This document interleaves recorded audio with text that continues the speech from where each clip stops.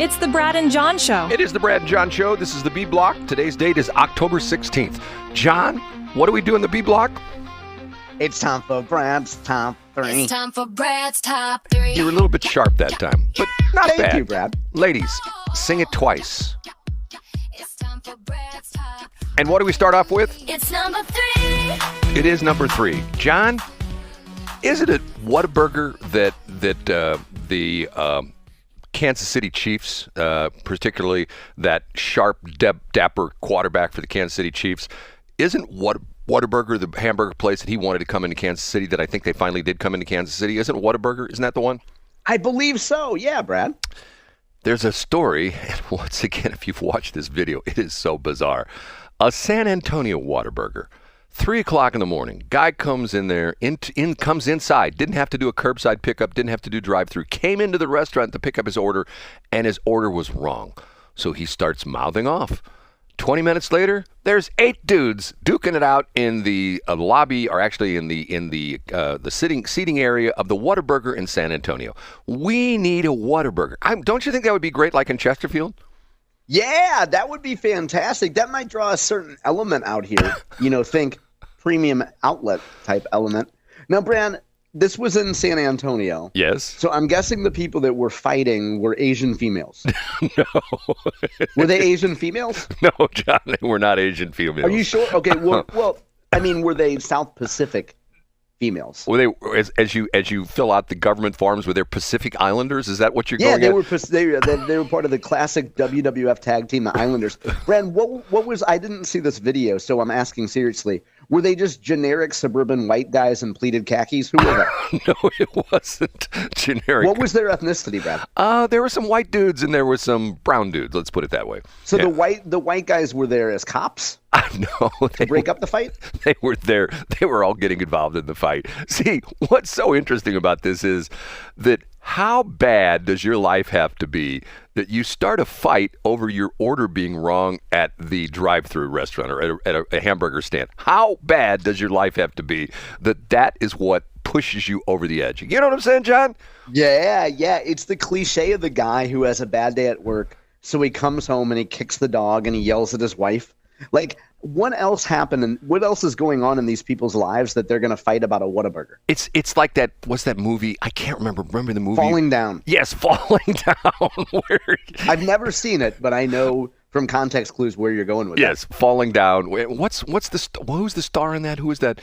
Michael Douglas. Michael Douglas, where essentially he literally has a bad day at work and it just goes downhill from there, and he ends up robbing places and shooting people and throwing hand grenades at people and stuff like that. It's just a classic movie, right, John? That's pretty good. I've never seen it. Ready for number 2? Yeah, let's do it. It's time for Brad's number 2. It's time for Brad's number 2. You know, I have to tell you, sometimes the police just overstep their bounds. John, it's just one of those things. I mean, a young lady. She lives in Florida. She's 22 years old. Her name is Marlena Velez, okay? Okay, I like the story already. Marlena Velez is a very prominent TikToker. Matter of fact, she has like 500,000 followers, and she's got millions of views. And one of the things that Marlena does, and once again, I can't understand why people are so upset about this. This is just so bizarre. They get upset about the fact that, at least the police got upset about the fact that part of her TikTok video thing she does is she prints out, or what she does is she cuts out barcodes of various products that she has at home that are very inexpensive, $1, $2, like a comb, a brush, or something like that. And then she goes to Target and she sticks those UPC codes on expensive things and goes through the checkout. Yep, she's not stealing anything. So she's stealing. Well, no, she's not stealing. She's paying for the stuff. Come on, John. She's paying with the wrong code. Well, but that's not stealing. She's going through the checkout. She's going through the self-checkout. Wow, what people will do for clout. Okay, tell us more about this, Brad. Okay, so she was, and the amazing thing is, she brags about this on her TikTok channel, okay? That's good. You always want to put your crime on social media. Right. She brags about this on her TikTok channel, and she shows people, look at this. Normally it's $34. I got it for $1.99 because I put a different UPC code on it. So she already gets arrested once doing this. And so and she gets charged, and she's on parole. Actually, I guess she's on probation or parole or something like that. And guess what she kept doing, John?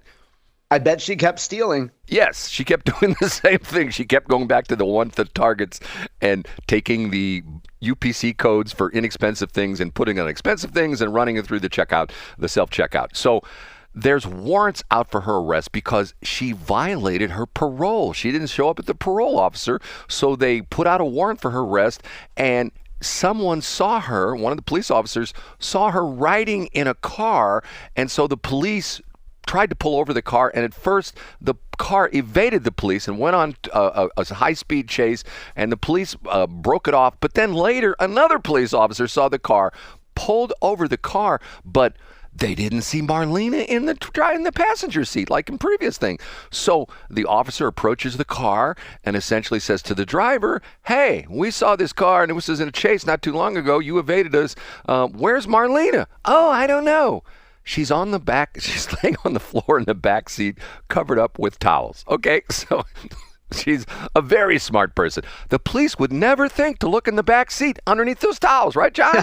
Now, Brad, do you think the towels were there because they were beach people, or did they have them there in the case they needed to evade law enforcement? Well, they were probably expensive towels that she put a UPC code on for like $1.99. Yeah, she paid for dish towels, but they were actually beach towels. So I don't understand.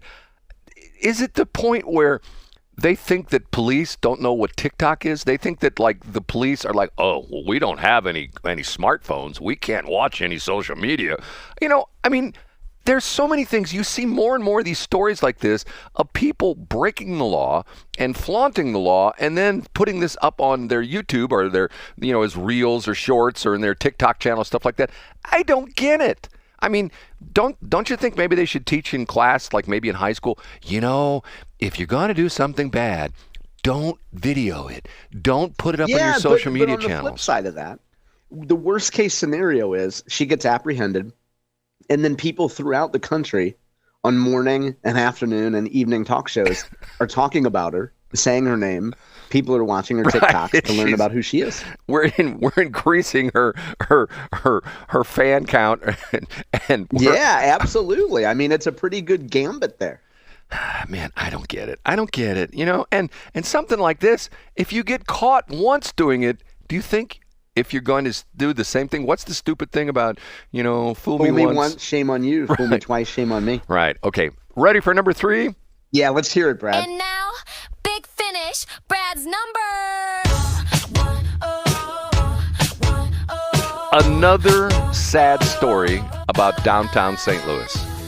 This comes from the St. Louis Business Journal. You might be able to report this or say this lady's name. Her first name is Kate, and she sounds like she's Czechoslovakian. It's Marijolovic. Marijolovic? Yeah, let's go with that, Brad. They sold the fourth largest building in downtown St. Louis, and the fourth largest building is the U.S. Bank building tower downtown St. Louis. I believe that's right on Market. Guess how much, John? $1 million. $6 million. Which is a pittance. Yes, it's $6 million. Okay, And when you say they, who's they? Well, it went through bankruptcy court. It's been sold a couple times. The latest owner declared bankruptcy in 2023. The bankruptcy auction was in July, and they just released the results of the bankruptcy auction. I think it was just posted the other day on the federal government website. You could see all the different things with the bankruptcy court, and that was posted the other day.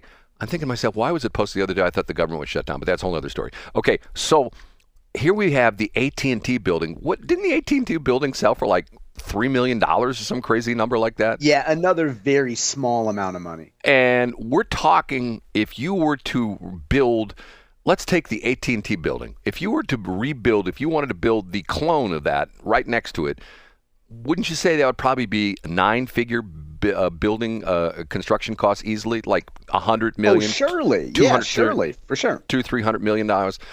So why isn't it talked about the occupancy rate of the U.S. Bank building is 42%? What does that tell you about downtown St. Louis, John? What does that tell you? I'm surprised it's that high. Jokes aside, I'm surprised 42% of it is actually filled with people. If you know the real estate business, and I follow these guys that do apartments, I follow my buddy, that Mr. North County guy who was fighting off all the heathens or the hooligans with knife fights up in Florissant. Yeah, good old Dell. Del Walmsley. And he talks about that if you have an apartment complex and you get below 90% occupancy, you're in trouble. And ideally, you want to keep your apartment complex like 95, 96% occupied. I would assume that if you own a large office building, that you would probably want to have that at least like 85 to 95% occupancy. I mean, obviously 100% occupancy would be ideal, but you're always going to have somebody who's going to move out and maybe he'll sit there for a couple months and somebody else is going to move in. But 42% occupancy, John. I know you're going to go Adidas tots again. My dad, his first job out of college, he worked for an engineering firm in downtown St. Louis. And my father used to talk about at lunchtime, the traffic jams in downtown St. Louis were on the sidewalks because people were all leaving their office buildings in downtown St. Louis and walking someplace to get lunch. And there were all sorts of different places you could get lunch. And he said to the point where sometimes in some of the sidewalks, it was 3 and 4 abreast, people walking down the sidewalks. John, if you and I decided to go into downtown St. Louis today at like, let's say, noonish, 12:30 or something like that, do you think we'd see 3 or 4 people abreast walking in downtown? Do you think we'd see? Well, first of all, if I'm going to go down there and look for abreast, it's not going to be in St. Louis City, right? Secondly, no. I mean, I think that it would be a ghost town. So what restaurants exist in that area now? Like, I'm guessing, is there still like a black version of Hooters down there? There was a Hooters down there that had all black chicks working there. Is there still a Hooters down there? Well, I believe Fridays is gone, and I believe Hooters is gone, and Mike Shannon's is gone, and Calico's is gone. And remember, if you remember, the a lot of the restaurants downtown went out of business, and this was before pre-COVID. They claimed it was Ballpark Village that killed them, and to a certain extent, I agree with them that it was sort of this new place you go, and one of the advantages, you go to Ballpark Village, ever been there before? It's like a food court. You can go over here and have hamburger. You can go over here and go to a million different places, and there's a sense of safety inside there too. Right, except for your car parked out in the parking lot, where as soon as you go in, somebody's bashed out your window and they're trying to find your gun that you got hidden under the seat. That's exactly what they're looking for. I don't understand why the city is, and even Kara, who I think has done some good things, I think most people agree, she's sort of taken the fall on certain things and has not passed the buck. But why doesn't anybody, say to these people, okay, here's the problem. Go out and drive into West County somewhere, out where John lives, and just go and do a little bit of man on the street reporting and pretend you're a reporter and stick microphones in front of people. Hi, I'm here from Downtown Channel 1. It's a new TV station in downtown St. Louis, and we're here to find out when's the last time you've been in downtown and why don't you go there more often? And what do you think 99% of the people would say? John, what do you think those people would say? They'll say crime. And 1% will say the Cardinals' poor performance. And I don't think that's news to any business person or civic leader in St. Louis City. But why don't they do anything to address it?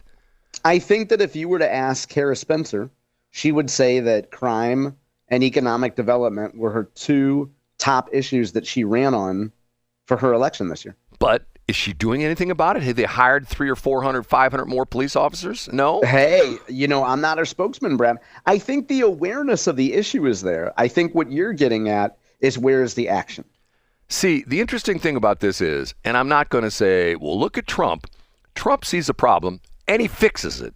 I don't necessarily. Yeah, there's no blue ribbon commission. There's no citizens commission. He just goes out and does it. We got narco terrorists come out of Venezuela. What do? We have the Army come in, or the Air Force, or the Marines, or the Navy, and we shoot them with a harpoon missile, and we just blow their boat up. And do we know who they are? Nah, they're narco terrorists. Are you sure they got drugs? Yeah, we're pretty sure. But aren't you murdering those people? Nah, they shouldn't be flying in a cigarette boat and at 50 knots in the Caribbean headed toward the United States. We know they're up to no good. We'll just blow them out of the water, John, right? Conversely, I'd be curious as to which businesses force their workers to actually come downtown and work in the U.S. Bank building? Man, I don't know. I mean, and I don't know if I've ever told you this story about the fact that when I was doing my traffic network, we had, and I'm not kidding when I said we had the entire 39th floor of the Met Square building. Did I ever tell you this story? You did tell me that, yeah. Yeah, right. we had the entire 39th floor. And at the time, I don't know how it was, the reason we had the entire 39th floor is they were going up in the building, and essentially they were filling the lower floors, and they had not done the 39th floor yet. So we had virgin space. It was just literally wide open. Matter of fact, some of the, I don't know if I ever told you this part of the story, it was sort of interesting.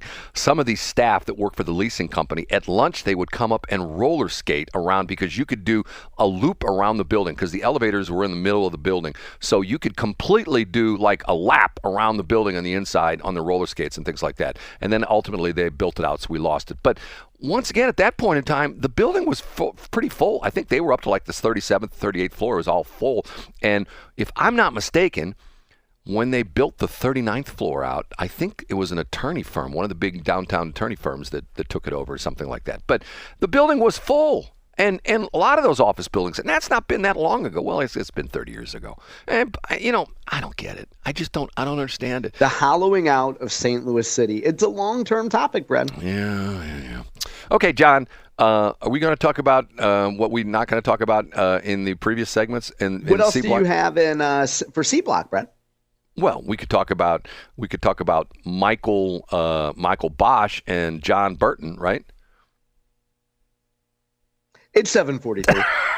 I guess that's a no. Okay. The conversation yesterday was priceless, by the way, John. That's great. I don't care. I wish I would record it.